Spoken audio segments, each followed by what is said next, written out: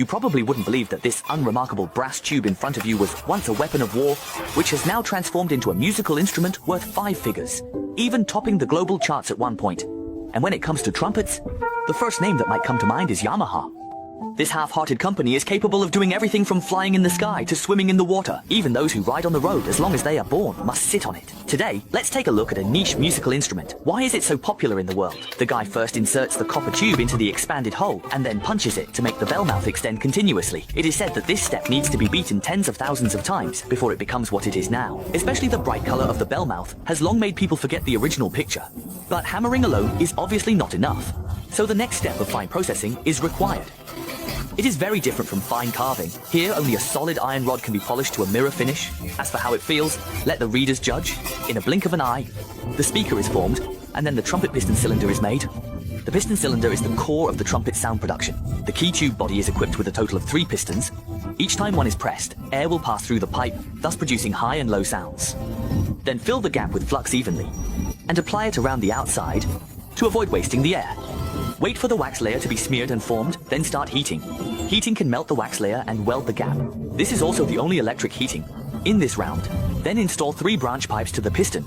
The branch pipe is used to connect the piston cap, so its material is not brass. Otherwise, the copper pipe will be deformed after a few uses. Next, you'll see all the components used in the trumpet. It may look complex, but it's actually not simple at all, especially the assembly process. Can you believe that it's all done by hand, piece by piece? Plus, the wall thickness of the tubing is about the same as an eggshell, so even a little extra heating can burn a hole in it. Then insert the speaker into one end of the branch pipe and slowly adjust it to the preset position, and then use welding wire to reinforce the connection point. It only takes 2 or 3 seconds to fix it firmly. Let's take a look at the details of the trumpet.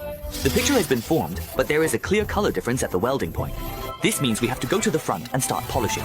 From the outside, the workshop is highly protected. All workers operate in a glass room. After a long period of processing, they will spray paint. Before starting, each inner hole must be protected, so as to reduce the effect of uneven color. I have to say that this step is really done well. The coloring is completed in a blink of an eye, and visual inspection begins. Even the slightest color difference is not allowed. Now we start the assembly inspection. What we need to do here is to observe whether the pipe wall is pulled in and out normally. If there's any sticking or it's too tight, we use a grinder to polish the inner hole. This can be said to be the most important step, because the pistons are like the heart of the trumpet. Only through this repetitive process can the inner walls be made smoother. Next, we move on to the assembly process. First, we need to place each piston cap into the piston, followed by the top key, also known as the button. The top key is only installed after all the piston caps are in place, which is the item shown in the video. We then slightly rotate it to check if it operates correctly. At this point, the water key and tuning slide are also put in place, and the little finger hook needs to be installed and tightened. Finally, the most important part, the mouthpiece, is installed. The mouthpiece is designed for easy disassembly and assembly, making it convenient to replace. Now, let's enjoy the master craftsman's playing.